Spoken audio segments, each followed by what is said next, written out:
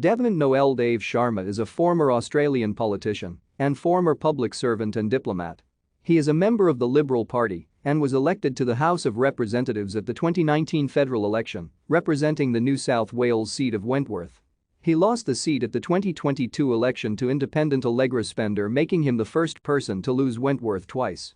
He previously served as head of the International Division of the Department of the Prime Minister and Cabinet and as ambassador to Israel.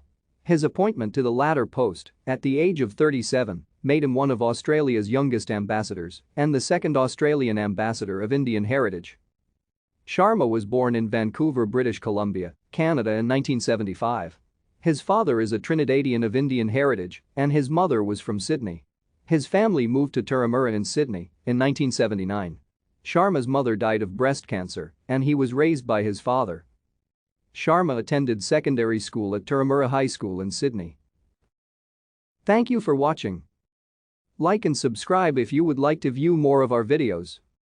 Have a nice day.